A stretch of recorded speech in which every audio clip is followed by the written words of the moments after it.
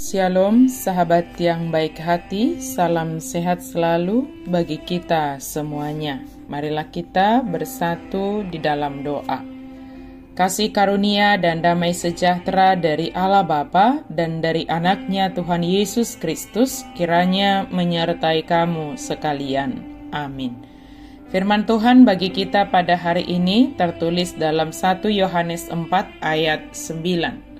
Dalam hal inilah kasih Allah dinyatakan di tengah-tengah kita, yaitu bahwa Allah telah mengutus anaknya yang tunggal ke dalam dunia, supaya kita hidup olehnya. Sienodo gabe patar holong ni rohani debata natuhita, sien naung sinurunai anakna na sasadai tu portibion, asa mangulu hita marhite-hite ibana.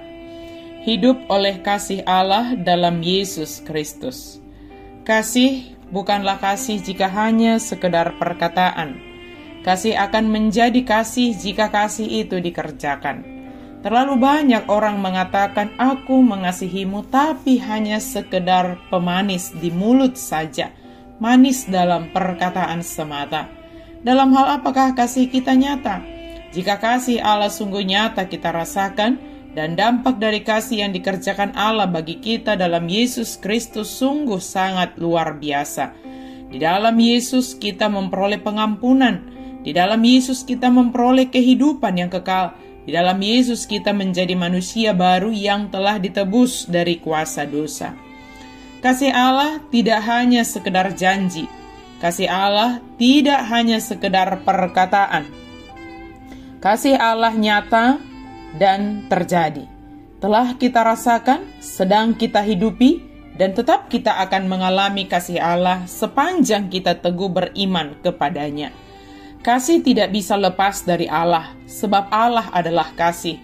Kita sebagai pengikut Kristus yang telah merasakan kasih Allah melalui Yesus Kristus yang diutus oleh Allah Bapa ke dalam dunia ini, selayaknya lah kita merespon kasih Allah itu dengan mengucap syukur atas kebaikan Allah bagi kita. Selayaknya lah kita manusia ini mendapatkan hukuman dari Allah. Selayaknya lah kita yang telah memberontak, merusak hubungan itu merasakan akibat dari perbuatan kita.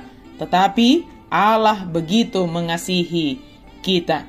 Allah begitu menyayangi kita, sehingga dia rela memberikan anaknya untuk menyelamatkan dunia ini. Yesus diutus ke dunia ini untuk memperbaiki hubungan yang telah dirusak oleh manusia itu. Yesus hadir sebagai pendamai dan pembela kita di hadapan Allah Bapa. Sahabat yang diberkati Tuhan, semua itu dikerjakan oleh Allah bagi kita, supaya kita hidup di dalamnya, hidup di dalam kasih Allah yang telah nyata bagi kita. Kasih Allah yang telah dianugerahkan bagi kita, yang menarik kita dari hidup lama, hidup gelap kepada hidup yang baru, hidup dalam terang, merupakan konsekuensi yang harus kita jalani. Jika kita dipanggil, dipilih, dan ditetapkan untuk menerima kasih Allah di dalam Yesus Kristus, kemudian harus hidup di dalam kasih yang telah nyata bagi kita. Hidup mengasihi menjadi kewajiban bagi kita. Jika kita telah dapat melakukan tindakan kasih kepada sesama kita sebagai wujud tindakan kasih kita kepada Allah, selayaknya lah kita semakin menundukkan diri kita, merendahkan hati kita di hadapan Tuhan, sebab kita dimampukan untuk melakukan tindakan kasih. Apa yang dapat kita lakukan bukan untuk disombongkan atau dibicarakan kepada orang lain. Adalah kewajiban bagi kita untuk hidup di dalam kasih Allah dan menjadi pelaku kasih dalam setiap aspek kehidupan kita. Tuhan Yesus yang telah mengasihi kita, Dia juga memampukan kita untuk hidup dan menghidupi kasih itu. Memampukan kita untuk menunjukkan kasih sebagaimana kasih yang telah dinyatakan bagi kita, yaitu kasih yang tulus, ikhlas, tidak mengharapkan imbalan, kasih yang rela berkorban. Mengasihilah sebab kita telah menerima kasih dari Allah Bapa di dalam Yesus Kristus. Amin. Mari kita berdoa. Terima kasih Tuhan. Terima kasih karena Engkau menyatakan kasih-Mu di dalam kehidupan kami. Terima kasih karena Engkau mengutus anak-Mu Yesus Kristus, supaya kami hidup di dalam kasih, kami hidup di dalam Yesus Kristus. Itu nyata melalui kasih kami kepada sesama kami.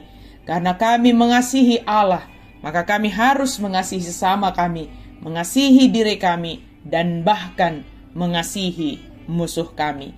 Dalam nama Yesus kami berdoa dan bersyukur. Amin.